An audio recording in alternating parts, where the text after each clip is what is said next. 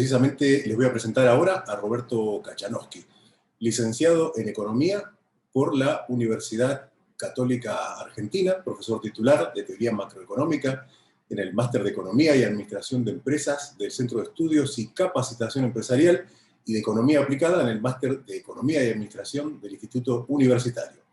Es columnista del diario La Nación, bueno, aclaro que es el diario más leído de Argentina. En la actualidad se desempeña como consultor económico y edita un semanario económico en Internet llamado Economía para Todos. Adelante, Roberto, entonces, con su análisis de la economía de Argentina en el año 2021. Bueno, gracias, Enea. Buenas tardes a todos. Un placer estar con ustedes. Bueno, contarles lo de la economía argentina no es muy divertido, pero si no me queda más remedio vas a tener que autorizarme a poner también un PowerPoint que tengo por ahí. Creo que ya está. Sí, está autorizado.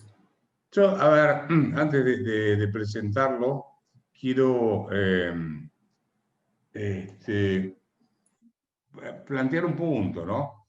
Dentro de los 20 minutos me voy a concentrar más que nada en el nivel de actividad económica y en el tema fiscal. Lo primero, se ve, ¿no es cierto? ¿Ya? ¿Están viendo? Sí, se ve perfectamente. Sí, sí. Lo que hice fue tomar, de acuerdo a los datos de The Economist, cómo fue la evolución del Producto Bruto en el tercer trimestre de este año, comparado con algunos países. No iba a tomar los 190 y pico de países que hay en el mundo. Ustedes saben que Argentina tuvo una de las cuarentenas más largas e insólitas del planeta, diría yo. Acá hablan, el gobierno habla de la cuarentena es la que generó la recesión, en realidad, perdón, habla de la pandemia, pero en realidad más que la pandemia fue la cuarentena. Hay un índice, no sé si ustedes vieron en Our World Data, donde se mide cuán estricta fue la cuarentena en los distintos países. Va entre 0 lo más flexible y 100 lo más inflexible. Argentina estuvo siempre en 100, estuvo bastante tiempo en 100, o sea, muy inflexible, y terminamos teniendo la mayor cantidad estamos rankeando entre los primeros países con mayor cantidad de muertos por millón de habitantes. Esto quiere decir que hicieron en realidad una masacre sanitaria. Ahora también hicieron una masacre económica, como vamos a ver enseguida. Ustedes ven acá que Argentina, en el tercer trimestre, el Producto Bruto cayó un 10%, de acuerdo a datos de The Economist. Bueno, este salió publicado ayer en Argentina, The Economist ya lo publicó. Colombia 9,5, Perú 9,4, Chile 9,1. Es interesante el caso de España e Italia, porque nosotros caímos más que España e Italia, pero ustedes saben que España, a pesar de que tiene un gobierno bastante ineficiente, creo yo, vive mucho del turismo. Y entran más o menos unos 20 millones de personas por año a hacer turismo en España. Con la cuarentena y todo el problema de la pandemia no hubo eso. Italia tiene más, entran unos 40 millones de personas por año en Italia a hacer turismo. De manera que Italia tiene menos industria y mucho turismo. Sin embargo, cayeron la mitad de lo que caímos nosotros en el tercer trimestre. En el segundo trimestre nosotros caímos un 19% respecto al mismo trimestre del año pasado. Bueno, la Unión Europea un promedio de 4,3, Alemania 4, Brasil 3,9, y lo que se ve ahí. O sea que el problema sanitario le agregamos un problema de actividad económica que se tradujo, sin ninguna duda, en un aumento fenomenal del déficit fiscal, porque el gobierno aumentó el gasto, y con el menor nivel de actividad económica, obviamente iba a recaudar menos impuestos. Entonces se le generó una brecha fiscal, déficit fiscal, obviamente, que se disparó, y ese aumento del déficit fiscal se financió con expansión monetaria, lo cual está generando presiones inflacionarias que están contenidas porque están pisando el tipo de cambio, las tarifas de los servicios públicos y los controles de precios o precios cuidados, como dicen acá. Si uno mira la tasa de inflación anualizada, lo que se va a encontrar es que el índice de precios a consumidores desde enero para acá que creció en las tasas que estamos viendo acá, y lo que es la canasta básica alimentaria. Con esta canasta básica alimentaria es la que se utiliza para determinar si una persona es indigente o no. O sea, la comida, básicamente cuánto aumentó los alimentos. Fíjense ustedes que siempre aumentaron más que el promedio de todos los productos de un índice de precios al consumidor, pero básicamente en los últimos 2 meses el aumento de los alimentos fue sustancialmente mayor al índice de precios al consumidor, casi 10 puntos porcentuales acá o un poco más, y acá 8 puntos y pico. En otras palabras, se está acumulando un problema que no es menor, porque cuando se destapa el problema de los controles de precios y de tarifas de los servicios públicos, esto se va a disparar y obviamente esto también. Voy a saltear algunos gráficos, voy a buscar el que me interesa ir ahora, que es, déjenme, lo estoy buscando para pasarlo.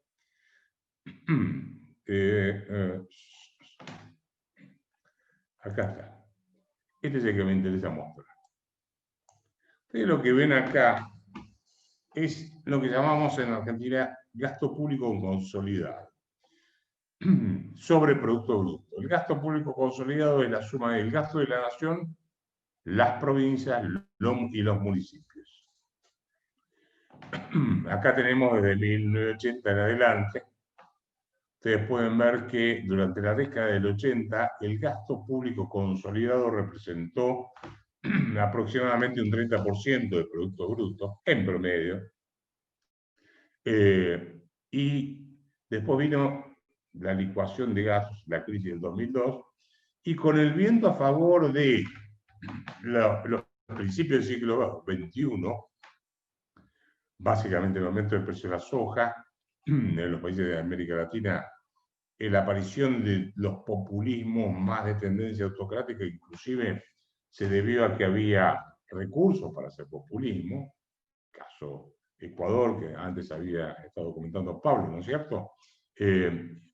Ecuador, bueno, Brasil, obviamente Bolivia, después, bueno, Argentina y enfrente nuestro en Uruguay Tabaré Vázquez, algunos más con tendencia autocrática, otros no tanto, pero eso les permitió financiar esas políticas populistas.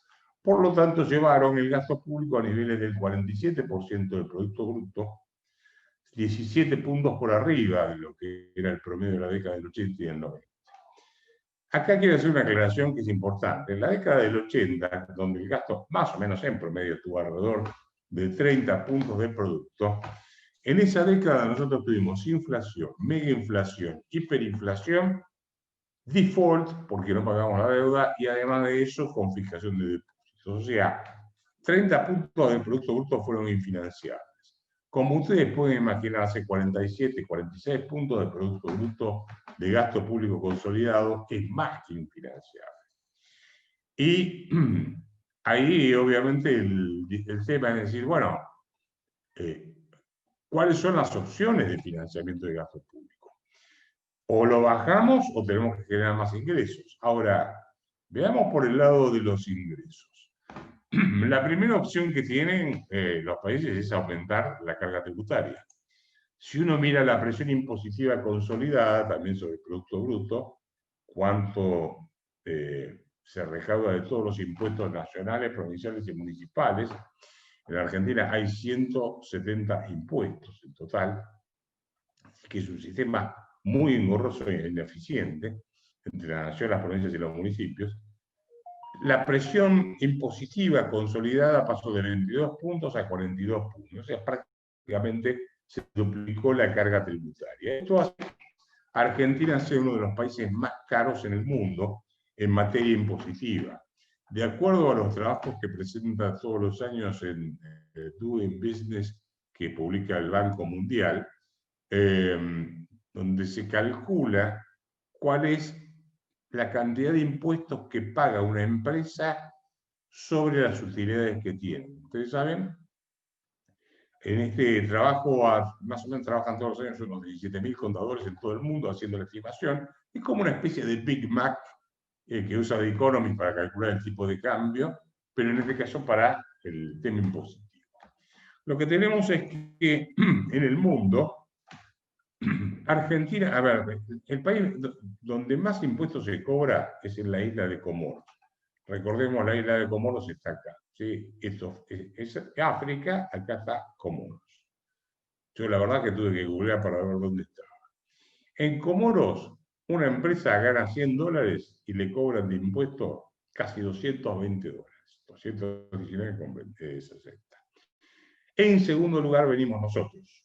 Si una empresa gana $100, entre todos los impuestos nacionales, provinciales y municipales, el Estado se lleva 106. O sea que es imposible ganar plata en Argentina, salvo que se trabaje fuera del mercado formal.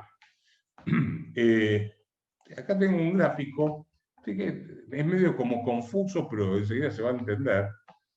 Lo que hice fue tomar $100 es lo que se gana, este es el límite, ¿sí? ¿Cuáles eran los países que cobraban más de $100 por cada $100 que ganaba una empresa y cuántos menos? Estaban por arriba del 100% de los impuestos que había que pagar, o sea, se cobraban más impuestos que lo que las empresas ganaban. Argentina, República Democrática del Congo, República Centroafricana, Burundi, Comoros, Sierra Leona, Bielorrusia y Gambia.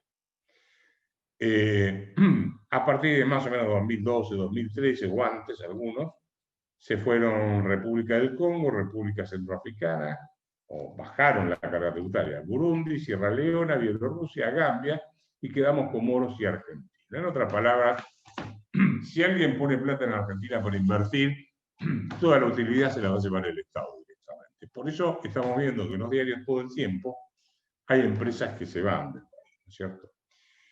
Así que en materia impositiva yo diría, y no veo que quede mucho margen para poder cobrar más impuestos. Ahora acaban de sancionar un nuevo impuesto, que se llama impuesto a la riqueza, que dicen que va a ser por única vez. En la Argentina los impuestos por única vez son para siempre, generalmente. El impuesto a la riqueza es a lo que tienen más de, creo que $2 millones, o sea, por el estilo, tiene que pagar un impuesto adicional.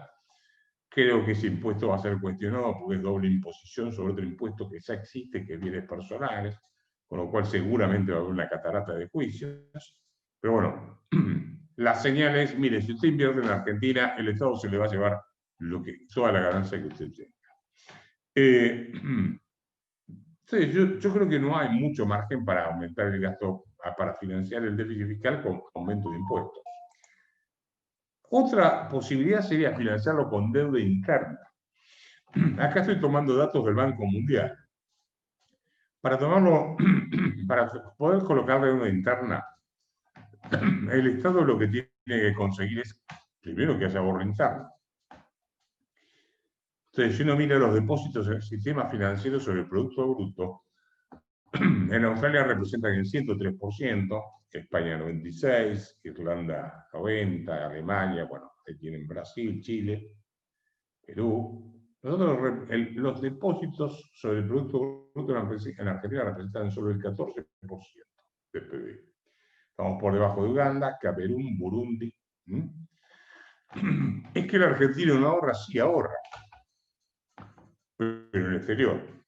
En la Argentina hubo tantas confiscaciones de depósitos y ahorros para financiar el populismo que la gente se cansó y lleva sus ahorros al exterior, deposita su dinero en bancos americanos, en bancos suizos, donde sea, y entonces eso es lo que genera, obviamente, que el sistema financiero local tenga un mínimo de ahorro, un ahorro muy bajo.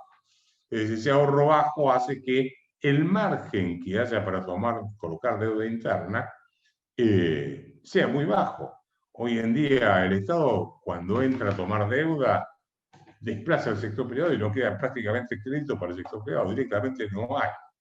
Acaba de colocar el gobierno ayer, si mal no recuerdo, un bono por $750 millones para tratar de calmar el mercado de cambios, y pagó una tasa del 16% anual. O sea, es una tasa sideral en un momento donde en el mundo, como ustedes saben, la tasa de interés tiende a estar muy baja por la expansión monetaria que hizo Estados Unidos y la Unión Europea. De manera que, por este lado, yo no le veo muchas chances. Otra posibilidad es aplicar más, o sea, hacer más política monetaria. Bueno, yo creo que ahí también tenemos un problema muy serio, porque en realidad Argentina no tiene moneda. Antes estaba hablando Pablo del tema de la dolarización en Ecuador, que lleva ya 20 años, si mal no recuerdo. Fíjense ustedes, desde 1935 hasta ahora, hasta el 2019, que es el cálculo, la inflación promedio anual en Argentina fue del 53,3%. Y esto da un acumulado, a tasa compuesta obviamente, que es este número. La inflación acumulada de 1935 es de 281.616 billones por ciento. ¿Qué quiere decir este número? Creo que ninguno de nosotros nos entra muy claro en la cabeza qué quiere decir. O sea, es difícil imaginar. Los ceros llegan de acá hasta Washington, más o menos, si uno lo pone. El punto es otro. El punto es que esto me está indicando que no tenemos moneda. O sea, cuando uno tiene este tipo de inflación acumulada, Argentina destruyó 5 signos monetarios. El peso moneda nacional, el peso ley 1888, el peso argentino, el austral y este que está agonizando. Entendemos por moneda que una mercadería que represente dos condiciones, dos requisitos básicos: que sea aceptada como medio de intercambio y que sea reserva de valor. Después que sea unidad de cuenta, a mi juicio es consecuencia de la, siguiendo a Mises, ¿no? Que sea reserva de valor. Tiene que tener cierta estabilidad. Muy bien, sin moneda es imposible pensar en hacer transacciones de largo plazo, pero sobre todo el gobierno no puede hacer política monetaria. Cuando acá en la Argentina el ministro habla de hacer política monetaria, yo la verdad es que le hago una carcajada, digo, ¿cómo vas a hacer política monetaria si no tenés moneda? Para hacer política monetaria tenés que tener moneda. Esto no es moneda. Ustedes se pueden imaginar que inflaciones de este tipo, acumuladas, donde el argentino ya dolarizó de hecho sobre la economía, o su economía eligió el dólar como moneda, falta que de hecho esto ocurra, de hecho está, digo, de derecho, se hace impensable financiar el gasto público con expansión monetaria. Finalmente, la otra opción que tiene Argentina es financiarse con deuda estable. Y el mercado externo ya no nos presta más nada después de todos los defaults y los problemas que tenemos. Así que cuando uno repasa, dice, bueno, Argentina tiene más o menos para este año un déficit fiscal estimado, consolidado, entre la nación, las provincias, los municipios, etcétera. Creo que lo tengo por acá, déjenme buscarlo. El estimado, más o menos unos 16 puntos del Producto Bruto. No, este no es, estas son las reservas, el déficit consolidado para este año, la nación va a tener un déficit fiscal de 10 puntos del Producto Bruto, las provincias 2 puntos, los municipios 2 puntos.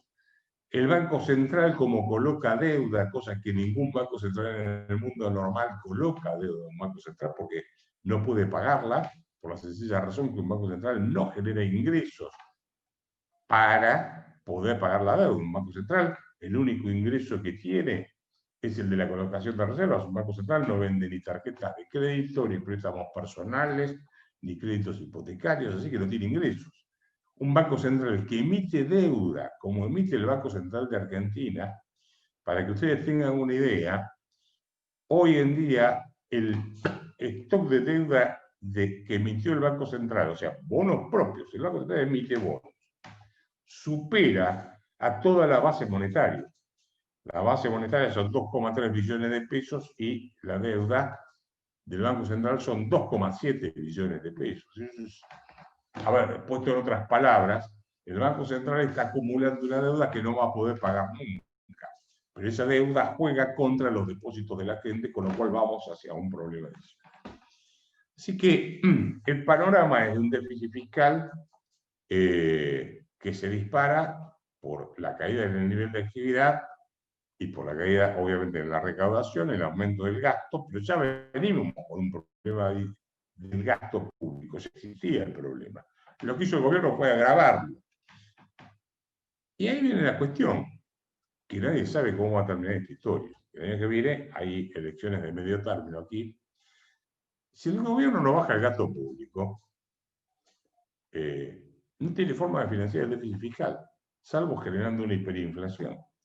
Lo único que le queda como posibilidad es licuar parte del gasto público ajustando las jubilaciones y las pensiones de los que se retiraron por debajo de la tasa de inflación, que eso representa un porcentaje importante del Producto Bruto, ajustar los salarios de los empleados públicos por debajo de la tasa de inflación y tal vez retocar un poco las tarifas de los servicios públicos que los tienen atrasados, entonces empezar a subir eso para terminar de bajar un poco el gasto en subsidios económicos.